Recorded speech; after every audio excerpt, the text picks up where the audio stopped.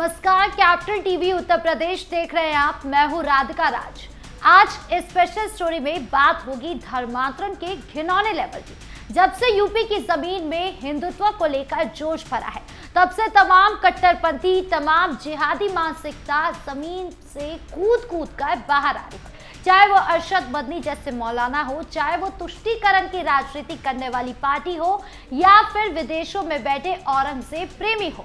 और अब इस नफरत को एक लेवल और आगे बढ़ाते हुए लश्कर-ए-तैयबा ने हिंदुओं के खिलाफ जहर उगला है, और जहर भी ऐसा जिसे सुनकर सीएम योगी से लेकर तमाम हिंदू संगठन एक्टिव हो गए हैं।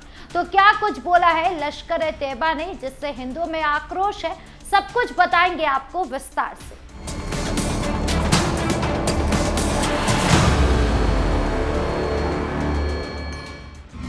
लश्कर-ए-तैयबा ने फिर उगला जहर। लश्कर-ए-तैयबा यानी LET के सीनियर कमांडर अबू मूसा कश्मीरी ने एक बार फिर भारत और हिंदू समुदाय के खिलाफ घिनौना और नफरत भरा भाषण दिया है, जो सीधे सीधे हिंदुओं के नरसंहार की धमकी देता है। ये बयान POK के हजारा तहसील में LOC के पास एक रैली में दिया गया। अबू मूसा ने खुलेआम कहा कि आजादी भीख से नहीं मिलेगी, बल्कि हिंदुओं की गर्दनें काटने से मिलेगी। उन्होंने अपने भाषण में जोर देकर कहा कि कश्मीर का मुद्दा केवल जिहाद और आतंकवाद के जरिए ही हल होगा, कोई बातचीत या डायलॉग से नहीं होगा। ये बयान इतना भड़काऊ और इतना खतरनाक है कि खुफिया एजेंसियां तुरंत अलर्ट हो गई, क्योंकि ऐसे भाषण अक्सर बड़े आतंकी हमलों से पहले दिए जाते हैं। ये धमकी ऑपरेशन सिंदूर के बाद आई है, जिसमें भारतीय सेना ने पाकिस्तान और POK में लश्कर-ए-तैयबा, जैश-ए-मोहम्मद और हिजबुल मुजाहिदीन के 9 प्रमुख आतंकी ठिकानों को तबाह किया था। इन मामलों में और इन हमलों में 100 से ज्यादा आतंकी मारे गए, जिनमें कई हाई वैल्यू टारगेट शामिल थे। ऑपरेशन सिंदूर पहलगाम हमले का जवाब था, जहां LET के प्रॉक्सी ग्रुप TRF ने अप्रैल 2025 में 26 पर्यटकों की जान ले ली थी और हत्या धर्म के आधार पर की गई। हिंदुओं को निशाना बनाया गया। अबू मूसा का ये भाषण उस हताशा और बदले की भावना को दर्शाता है जो LET में फैली हुई थी। उन्होंने दावा किया कि उन्होंने पाकिस्तान के प्रधानमंत्री को भी बताया है कि कश्मीर केवल जिहाद से ही आजाद होगा। अबू मूसा कश्मीरी LET का टॉप कमांडर है, जो POK के रावलकोट इलाके में सक्रिय है। वो हाजिर सईद का करीबी माना जाता है और भारत विरोधी प्रचार में शामिल रहा है। खुफिया रिपोर्ट्स के मुताबिक पहलगाम हमले से पहले भी मूसा ने ऐसे ही भड़काऊ भाषण दिए थे, जो हमले का संकेत थे। अब फिर वही पैटर्न दोहराया जा रहा है। ये भाषण बहावलपुर में LET के अन्य टॉप कमांडरों की मीटिंग के बाद आया, जहां पाक आर्मी चीफ के बयानों से मेल खाता प्रचार हुआ। एजेंसियां मान रही है कि ये रेडिकलाइजेशन का हिस्सा है, युवाओं को भर्ती करने और हमलों की तैयारी का। हिंदू संगठनों में इस पर भारी आक्रोश है और वो इसे हिंदू जनसंहार की खुली धमकी बता रहे हैं। भारत सरकार और सुरक्षा एजेंसियां सतर्क है। बॉर्डर पर अतिरिक्त फोर्स तैनात की जा रही है, इंटेलिजेंस शेयरिंग बढ़ाई गई है। ये सिर्फ कश्मीर तक सीमित नहीं, बल्कि पूरे देश में हिंदुओं के खिलाफ नफरत फैलाने की कोशिश है। LET जैसी आतंकी संगठन पाकिस्तान की सरजमी से संचालित होते हैं और ऐसे बयान राज्य प्रायोजित आतंकवाद को उजागर करते हैं। हिंदुत्व के जोश के खिलाफ ये जहर उगलना दिखाता है कि कैसे कट्टरपंथी ताकतें हिंदुओं को निशाना बना रही है। योगी सरकार जैसे हिंदूवादी शासनों में ये डर ज्यादा है, क्योंकि यूपी में जीरो टॉलरेंस पॉलिसी में ऐसे जिहादी दबे हुए हैं। लेकिन अब सवाल ये है कि क्या अंतर्राष्ट्रीय स्तर पर पाकिस्तान पर दबाव बढ़ेगा? क्या भारत मजबूत जवाब देगा? ये धमकी सिर्फ शब्द नहीं, बल्कि आने वाले खतरे का भी संकेत है। हिंदू समाज को एकजुट रहने और सतर्क रहने की भी जरूरत है। सीएम योगी की सीधी चेतावनी।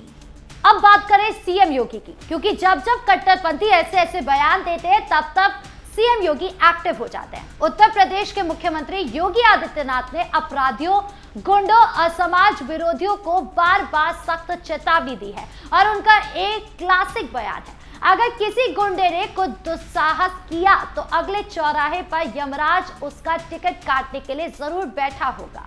ये बयान सीएम योगी की जीरो टॉलरेंस पॉलिसी का प्रतीक है, जहां अपराध पर कोई समझौता नहीं उन्होंने कई बार विभिन्न मौकों पर यह दोहराया है, जैसे बेटियों की सुरक्षा से खिलवाड़ करने वालों पर, दंगाइयों को लेकर और किसी भी अपराधी को यमराज यानी कि मृत्यु के देवता अगले चौराहे पर इंतजार करेंगे। मतलब एनकाउंटर या सख्त कार्रवाई से मौत निश्चित है।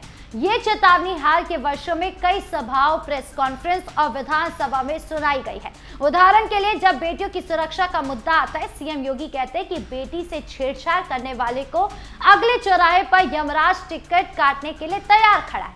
विकास के कार्य हो या माफिया मुक्त और दंगा मुक्त प्रदेश बनाने का कार्य, यह उत्तर प्रदेश के अंदर किया गया है और डबल इंजन सरकार की ताकत है कि हमने नौजवान के लिए रोजगार उपलब्ध करवाया है, अन्नदाता किसान के जीवन में परिवर्तन लाए हैं, हर व्यापारी और उद्यमी को भय मुक्त वातावरण दिया है, हर बेटी को हंसते हुए आगे बढ़ने के लिए एक उचित प्लेटफॉर्म उपलब्ध करवाया है कि एक बेटी भी स्कूल जा सकती है, बाजार जा सकती है, भय मुक्त वातावरण में जा सकती है।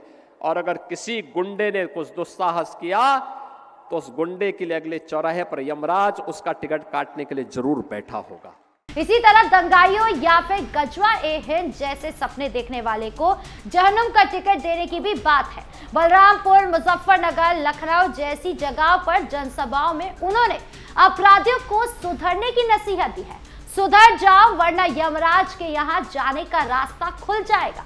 योगी सरकार ने माफिया, गैंगस्टर और अपराधियों के खिलाफ बुलडोजर एक्शन और एनकाउंटर पॉलिसी से यूपी को अपराध मुक्त बनाने का दावा किया है। ऐसे बयान सिर्फ धमकी नहीं बल्कि नीति का हिस्सा है। उन्होंने कहा कि ये अब वो यूपी रही जहां अपराधी खुलेआम घूमते थे। बेटियों की सुरक्षा, त्योहारों में व्यवधान न डालने या किसी भी गुंडागर्दी पर यही संदेश जाएगा कि यमराज तैयार है। ये चेतावनी लश्कर जैसे बाहरी खतरे के संदर्भ में भी प्रासंगिक है। जब विदेशी आतंकी संगठन हिंदुओं के खिलाफ जहर उगलते हैं तो सीएम योगी जैसे नेता हिंदुत्व की रक्षा के लिए मजबूत स्टैंड लेते हैं। हिंदू संगठन इससे समर्थन देते हैं क्योंकि ये दिखाता है कि यूपी में ऐसे जिहादी तत्वों को जगह नहीं मिलेगी। जनता में ये बयान पॉपुलर है क्योंकि अपराध दर घटा है, लेकिन विपक्ष इसे विवादास्पद बताता है। कुल मिलाकर योगी की ये सीधी चेतावनी अपराधियों के लिए मौत का पैगाम है। सुधरो या फिर यमराज का रास्ता देखो। योगी बने हिंदुत्व की मिसाल। तो सीएम योगी जैसे नेता हिंदुत्व की रक्षा के लिए मजबूत स्टैंड लेते हैं। हिंदू संगठन इसे समर्थन देते हैं क्योंकि ये दिखाता है कि यूपी में ऐसे जिहादी तत्वों को जगह नहीं मिलेगी। जनता में ये बयान पॉपुलर है क्योंकि अपराध दर घटे हैं, लेकिन विपक्ष इसे विवादास्पद बताता है। कुल मिलाकर सीएम योगी की ये सीधी चेतावनी अपराधियों के लिए अब पैगाम बन गई है, या तो सुधर जाए या यमराज तुम्हें मिलेगा। योगी आदित्यनाथ उत्तर प्रदेश में हिंदुत्व की जीती जागती मिसाल बन चुके हैं। 2017 से मुख्यमंत्री बनने के बाद उन्होंने हिंदुत्व को सिर्फ राजनीतिक नारा नहीं बल्कि शासन की नींव बनाया। राम मंदिर निर्माण में योगदान, काशी विश्वनाथ कॉरिडोर, ज्ञानवापी मथुरा जैसे मुद्दों पर सख्त स्टैंड लेना और कानून व्यवस्था में जीरो टॉलरेंस, सब कुछ हिंदुत्व के जोश को दर्शाता है। सीएम योगी ने माफिया राज खत्म किया, बुलडोजर एक्शन से अवैध निर्माण को ध्वस्त किया और अपराधियों को एनकाउंटर में ढेर भी किया। हिंदुत्व के प्रति उनका समर्पण गोरक्ष पीठ के महंत होने से आता है। वो अक्सर कहते हैं कि हिंदुत्व हमारी पहचान है, इसे कोई मिटा नहीं सकता। जब लव जिहाद या धर्मांतरण जैसे मुद्दे आते हैं तो योगी सरकार ने सख्त कानून भी बनाए हैं। यूपी में धर्मांतरण विरोधी कानून से जबरन कन्वर्जन रुके हैं। कट्टरपंथी ताकतों के खिलाफ उनकी नीतियां साफ है।